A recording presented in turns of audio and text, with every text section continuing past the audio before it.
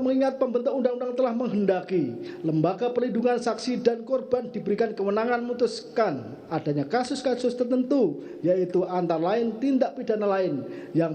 mengakibatkan posisi saksi dan korban dihadapkan pada situasi yang sangat membahayakan jiwanya, maka sesuai rekomendasi LPSK tertanggal 11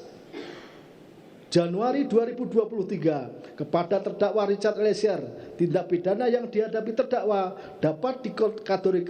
dikategorikan termasuk dalam pengertian tindak pidana dalam kasus tertentu sebagaimana dimaksudkan dalam Undang-Undang Nomor 32 Tahun 2014 tentang perubahan Undang-Undang Nomor 13 Tahun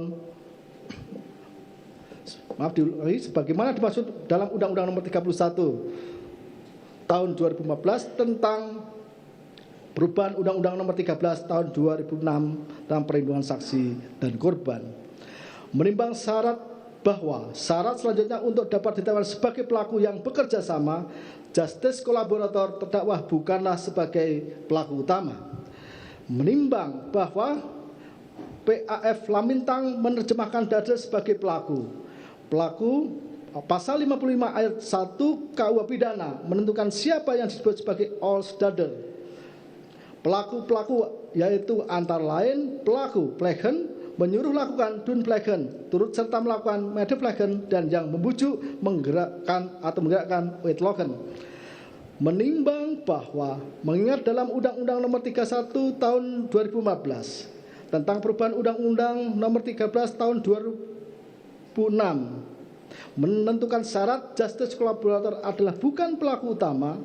sedangkan dalam KUHP sendiri istilah pelaku utama dalam ajaran penyertaan deal naming tidak dikenal dan hanya menunjukkan siapa yang termasuk sebagai pelaku atau dader. Oleh karenanya siapa yang dimaksudkan sebagai pelaku utama diserahkan kepada praktek peradilan. Menimbang bahwa telah ternyata terdakwa merupakan orang yang turut serta melakukan plegen, sedangkan dalam turut serta melakukan plegen tidaklah semua yang turut serta melakukan harus memenuhi rumusan delik. Saksi Freddy Sambo, saksi Kuatmaruf, saksi Riki Rizal, saksi Putri Candrawati serta terdakwa mempunyai peranan masing-masing dengan kehendak tujuan yang sama, yaitu hilangnya nyawa korban Yosua. Bekerja layaknya sistem tanpa adanya peran salah satu saksi tidak dapat berjalan. Dalam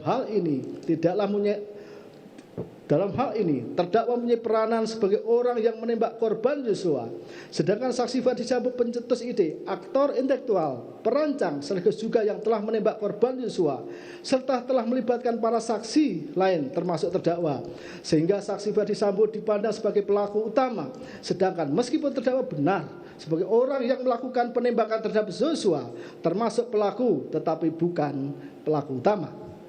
Menimbang bahwa sebagaimana telah ternyata dalam perkara hilangnya nyawa korban Yosua merupakan perkara sedemikian rupa sehingga dapat diketahui banyaknya barang bukti yang tidak ditemukan, dirusak, dihilangkan, diganti, ditambah, bahkan telah menyeret pihak-pihak yang terlibat mengaburkan, merekayasa, menyesatkan sehingga banyak yang dihadapkan pada sidang kode etik serta telah diberi sanksi dari instansi kepolisian, bahkan beberapa di antaranya dipecat serta dihadapkan di muka persidangan. Menimbang bahwa fakta persidangan telah menunjukkan terdakwa Richard Eliezer Pudiang Lumiu telah membuat terang perkara hilangnya nyawa korban Yosua dengan keterangan yang jujur, konsisten, logis, serta bersesuaian dengan alat bukti tersisa lain yang ada sehingga sangat membantu perkara aku terungkap. Meskipun untuk itu menempatkan terdakwa dalam posisi dan situasi yang sangat membahayakan jiwanya, mengingat terdakwa praktis berjalan sendirian. Menimbang bahwa selanjutnya majelis telah menerima surat permohonan pengajuan amicus curiae sahabat pengadilan terhadap perkara terdakwa Richard Eliezer dari berbagai pihak antara lain Institute for Criminal Justice Reform, Ikatan Alumni Fakultas Hukum Universitas Trisakti, Farida Law Office, Tim Advokasi Iluni, FHAJ,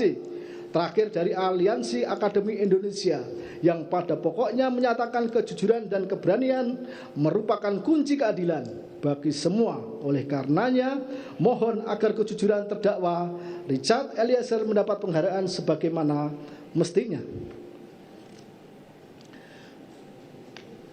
Menimbang bahwa sesuai dengan pasal 5 ayat 1 Undang-Undang Nomor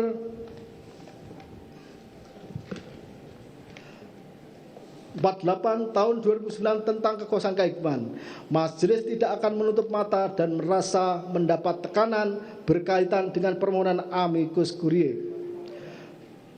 terhadap perkara terdakwa Richard Eliezer. Sebaliknya, memandang sebagai bentuk kecintaan pada bangsa dan negara, khususnya dalam penegakan hukum, sehingga para pihak baik lembaga maupun aliansi yang mempresentasikan harapan masyarakat luas terpanggil menyampaikan keadilan yang dirasakan dan didambakan ditegakkan khususnya terhadap terdakwa Richard Eliezer. Menimbang bahwa untuk itu berdasarkan apa yang telah dipertimbangkan serta adanya kebenaran fakta,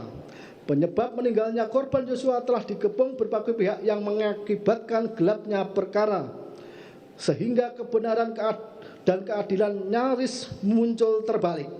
Maka kejujuran, keberanian, dan keteguhan terdakwa dengan berbagai risiko telah menyampaikan kejadian sesungguhnya sehingga layak terdakwa ditetapkan sebagai saksi dan pelaku yang bekerja sama,